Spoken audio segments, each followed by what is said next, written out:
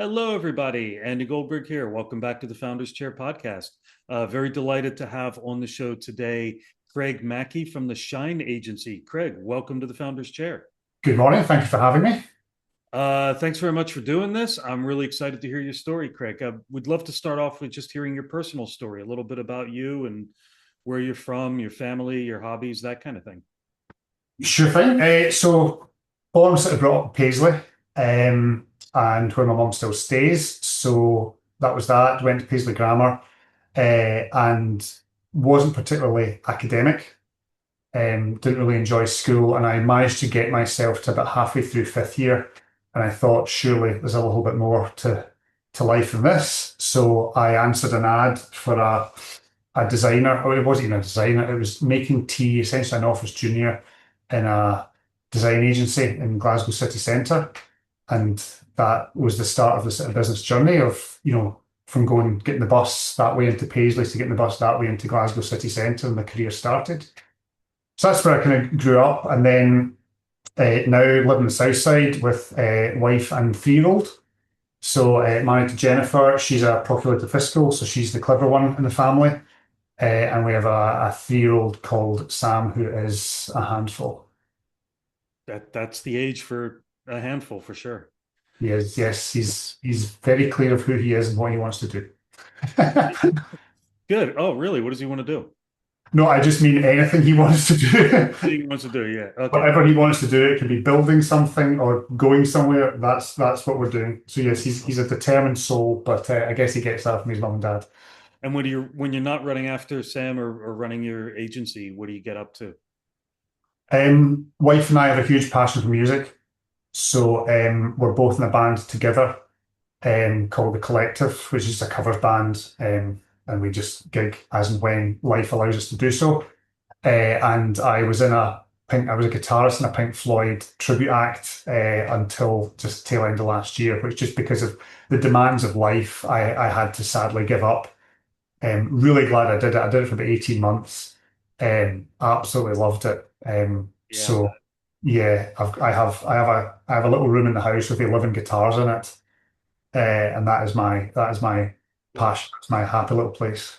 Favorite Pink Floyd album? Curiously, it's not one that's the most talked about, but I love Division Bell, which is 93, 94, because that's where I entered the Pink Floyd. That's what I heard that when I was working late in the studio I worked at the time. And that was my introduction. And then I worked my way backwards. So albeit I was born in the 70s, I didn't really find that music till the start of the 90s. Yeah, that's quite an obscure album. You're right. It is, but I love it. And then that was my introduction back the way. We'll skip the final cut because that no one needs to talk about that. But everything back, and yeah, and I've been lucky enough to see David Gilmour in concert Cool. times, Roger Waters in concert a few times. So yeah, any chance of a gig, any chance of a music thing is where my wife and I spend our time. Well, the final cut is my favorite Pink Floyd album. Probably best we end this interview now. Sorry. If you put the Wall in a league by itself, final cut, and I'm a big Roger Waters fan, so Yeah, well, you're either Gilmour's or Waters. I lean more towards Gilmour's. Gilmour. We played Southampton Dock and the final cut when we were gigging, and yeah, just not my. didn't go down that well. It didn't go down that well as a crowd pleaser, but you're trying to cover all albums. I didn't really enjoy playing it, but hey, it wasn't my thing. Well, I could talk to you about Pink Floyd all day, but we should probably talk. Yeah, we'll do that as a spin-off podcast. Yeah. And Andy talks music. That would be good. That would be a great idea. Tell us your story then, Craig, about how the business came about, and at what point did you feel you had the confidence to go out on your own, or what gave you the confidence to go out on your own? I don't. I think it was more naive than confidence. It was literally what could I'm young. I'm young enough to make a mistake. Was kind of what I set out with. So the first agency I worked at was started making tea, worked my way up into design and into client services and all that side of things. That business employed a curious business technique of spending more money than you're earning, and it seemed obvious to the staff that things were not going well. So three of us kind of jumped ship and set up a little agency called Design House. And that kind of grew, and I was kind of running the studio, and I'd gone as high as I could in there, and I just realised that what was said and promises that were maybe suggested of where the business was going never materialised. So I thought, right, now's the time. This isn't going where I thought it was going. I was 22. I thought it was literally, fuck it. I'm going to go. I'm 22. I'm young enough to make a mistake. I was sharing a flat with my brother at the time, so financially I wasn't. I don't know. I don't know. I get so much respect for people who start the businesses when they have wife, child, families, whatever it might be, or husbands, wife, whatever. I I did it at a very convenient time, and I just did it out of frustration. And it was, I'll give it a go. If it doesn't work, I'll be able to go and get a job in a studio again. I'll be able to go back into another agency because I've got skills in client services and I've got the skills as a designer. I was a good designer. I wasn't a great designer, but I could certainly, find a home in a studio. So that was March '99. And then Shine has had many lives over the 26 years. It's had some epic times. Had some horrific times. And, we were at one point up to 12 people, but at that point we're probably our least profitable. It's a polite way of saying we're losing money.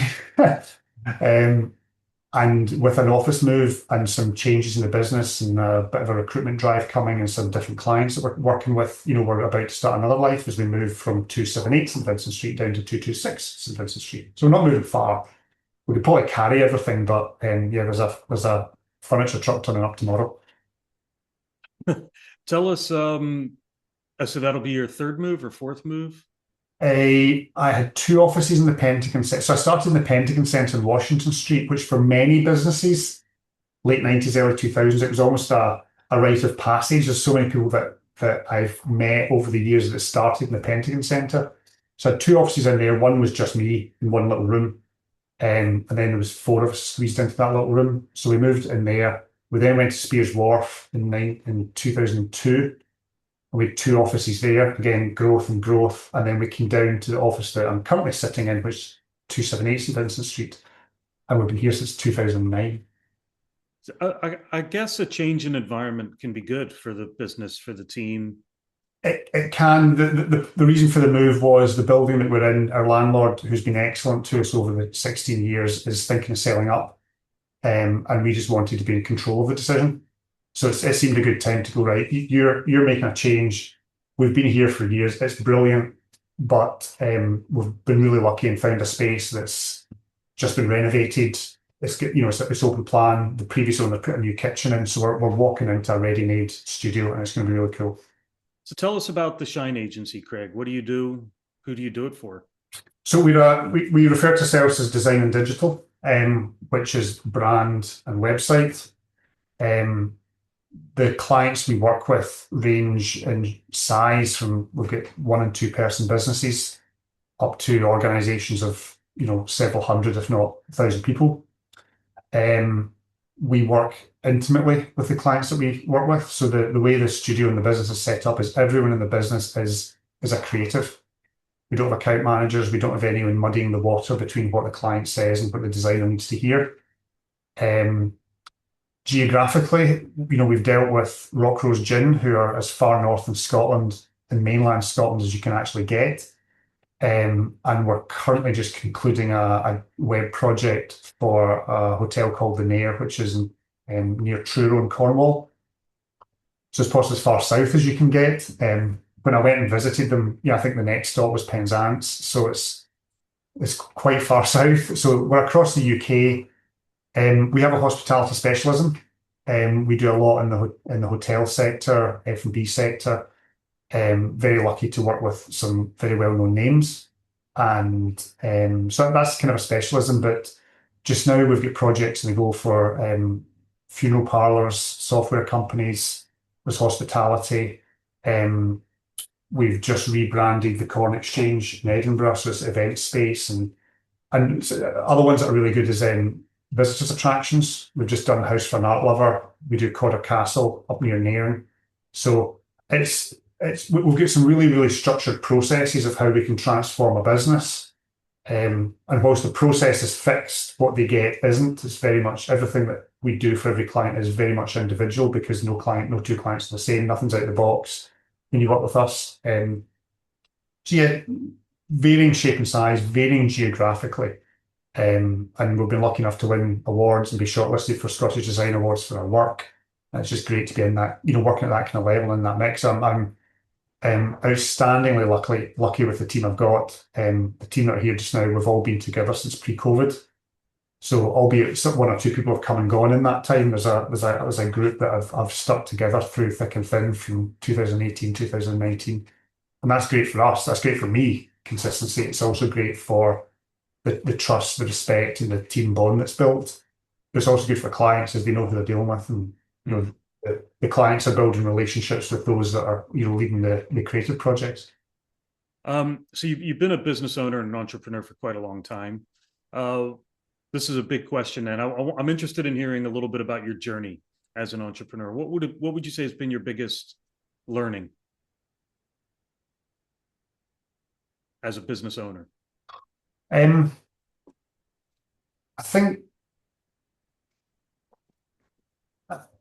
think it's certainly having gone through a credit crunch and come through then COVID. I think we used to always say make sure we've got a plan B, but we always try and make sure we've also got a plan C. So although you think you know what's going to happen, let's make sure we've got a plan B if that doesn't happen, and then if plan B is not strong enough, make sure we've got a plan C. And I think also as a sole director in a business, it can be, I've got the ear of my staff and they have my ear, but there are times when decisions are on my desk. There's times when worry is on my desk, and I've got to lead the charge or make decisions, and that can sometimes be a wee bit lonely or isolating. Yeah. I think advice, that's something I've learned, but I think advice to anyone who's in that position or starting out a business on their own is you can build a board of directors around yourself. They don't need to be on the payroll. They can be your spouse. They can be your mum or your dad. They can be your best friend. And I have that, over a beer, I will chin my friends for advice. My wife, whilst not in the creative world, she's a lawyer, so she comes at life from a very different perspective, but is still very good at, a sounding board. My mum and dad ran a business for 20 something years together in Paisley.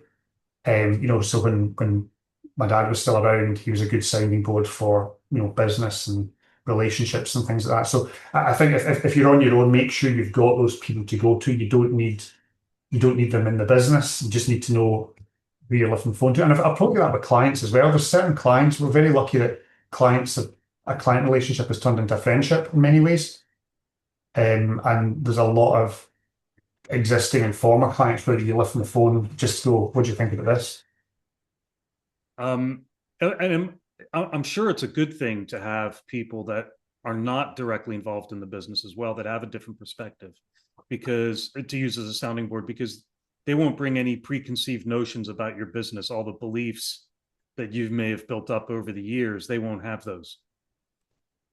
Yeah, the self-limiting beliefs or well, I don't want to do that again, and sometimes even if they tell you what you've already thought, sometimes even just saying it out loud, you hear your own thought as opposed to going round and round and round. So even just vocalizing it to someone, once you've said it out loud, you either go, that's a silly idea, or that's a great idea, or whatever it may be, or they will just go, yeah, I think you're on the right path, or don't, I've been there.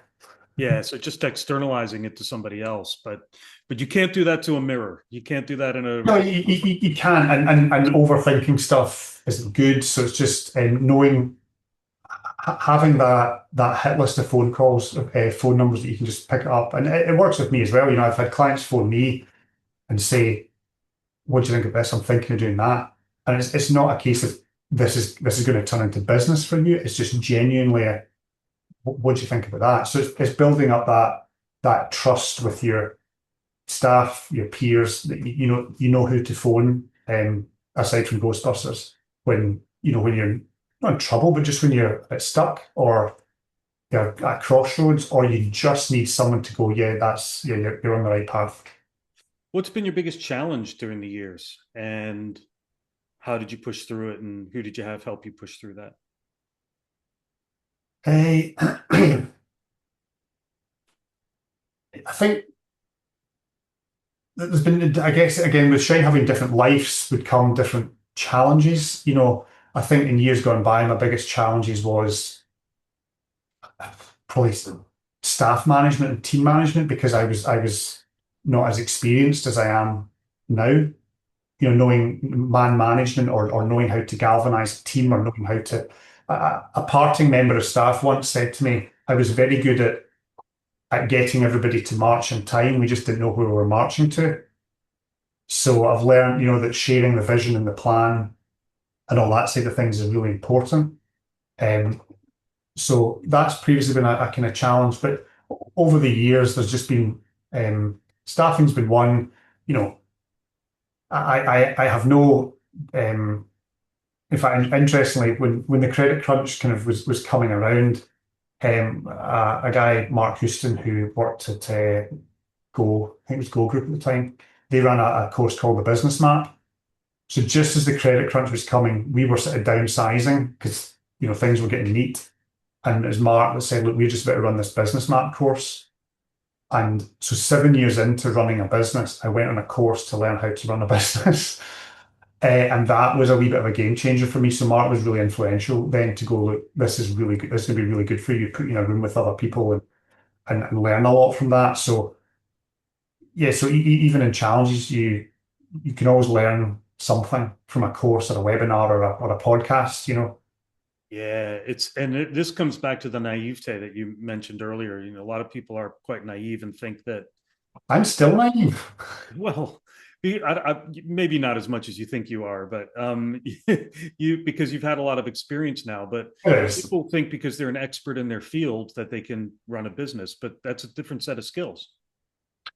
It is. I made the decision probably 2004, 2005 that as I was employing designers at that time, I was still designing, so I was still involved in the creative process, as in trying to do it. And they were putting ideas down the table, and I'm looking at it and going, Christ, I'd never come up with that. So you start, and it's an old adage of, surround yourself with people, employ people that are better than you and, at what you're delivering. So I made that decision, and I think I get more of a thrill out of the business side of things. I get more of a thrill out of the cut and thrust of business and clients and the selling and the that side of things. So I realized, right, step back from design because you're not good enough. Go and do the business side of things and learn how to be good enough.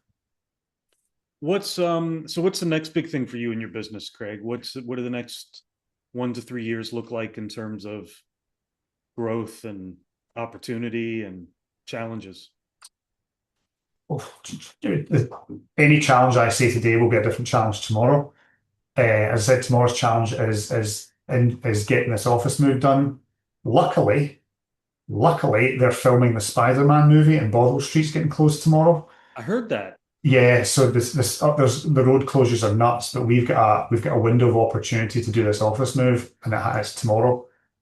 So yeah, that's a challenge that we need That'll to be interesting. Yeah. we need to overcome of how you move a furniture truck. But we'll get it done. So we annually sit down. The team sit down for a day. We did it in sort of April time at the start of the business year. It's called IDOS. It's our International Day of Shine.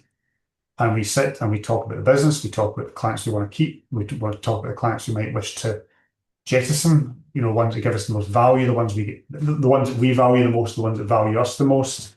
And we plan the year ahead, 3 years ahead. We plan the team. We plan the type of clients we want to be working with. We set goals. 30 days, 90-day goals, as well as we currently have a 2-year goal in place, which I won't share at this point. But there's changes ahead. New office. There's going to be new members of the team. We're working on newer clients. We're working a project just now for a chauffeur drive company in Miami. So we have one international client, but we are looking to grow the team. We're not looking to grow the team massively because what we can deliver with that tight knit team and what our clients appreciate from that tight knit team, it's more a place of we can still deal with some fairly significant clients, even with the team we've got. So there's exciting times ahead, both 30 days, 90 days, 2 years. Office move, really fresh start. It'll, change your energy where you're sitting and your environment. Um, so what advice do you have for business owners who are just starting out on their own or who are considering going out on their own? But what would be, if you had to pluck from your years of experience, one kind of parting word of wisdom for them? Well, it won't be a word, but I think if you're considering it, just do it. I think to start a business now is easier than it was when I did it.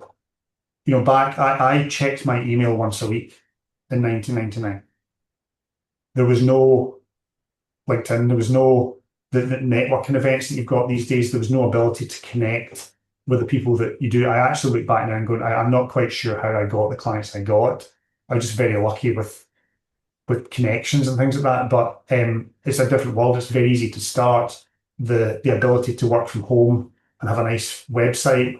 We've always had the decision of wanting to have city centre presence and have offices that clients can come into. So I would say do it, because I think it's fairly sort of straightforward process to start these days, and build that board of directors first. Have them in place, and sense check the business and talk to everybody about it as much as you possibly can, before you set sail. But don't just do it, because if you've got the energy and the passion to do it and you're good at what you do, it will be fine. And you can do it. You can be your own boss, but don't try and do it on your own. That's kind of it. You're the best person to sell the business. If you're the best person to do the work, you create your brand, but don't do it on your own. Have a sounding board. Have somebody that is going to challenge you. Have somebody that's getting an opposite opinion, and understand that opinion, and have the plan B and the plan C. I'm a lover of the program The West Wing, and the writer of that, Aaron Sorkin, whenever he was writing any political position, he would say to his writers, go and find me someone that has the polar opposite opinion from this, because I want to hear it. I want to understand the other side. So if you build your board of directors and you get someone to disagree with you, or someone says that is not a good idea, or don't do it, or it's good to hear that, even if you proceed, even if you crack on, and march forward, at least you've heard that opposite opinion. It's a great piece of advice, and we should do a podcast just on The West Wing. I'm a massive fan of that show as well, and I'm always quoting from the show to my clients because there's so many learnings in there about how to communicate, how to run meetings. It's a beautiful program. There is a lot to be learned from it, actually. What's next is one of my favorite phrases, and yeah, it's beautifully written, and it stood the test of time. And I watch it almost sometimes as background noise. Sometimes if I'm a train journey or something like that, I'm half working with that kind of on the background. So it's great. But we'll do a podcast about the West Wing and Pink Floyd. Somehow, I don't know what we'll call it, but we'll come up with something. It's quite niche, though. It's going to be a niche audience. It is, but even if it's just us, it'll be fine. So watch the space, everybody. Oh well, look, we come up to the end of our time, Craig. I'd love to chat with you longer, but it's been really, really interesting hearing about your story and what's coming up next. And good luck with the office move as well. Exciting times ahead. Yeah, no, it's going to be good. We've got next week to get bedded in and get things sorted, and it's got a dishwasher, so everyone's excited. We've previously there's been arguments about who actually does the dishes at the end of the day. So, that's the biggest change. That's one challenge that's been taken away. Who does the dishes? Well, look, thanks again for coming on the show, Craig, and thanks to all of our listeners as always for tuning into the Founder's Chair. Keep an eye out for further episodes coming up soon, but just want to say once again, thanks very much to Craig Mackey from the Shine Agency. Craig, thanks for coming on the Founder's Chair. Thank you, Andy. My pleasure, and really good to talk to you. It's been great. Yeah, you too.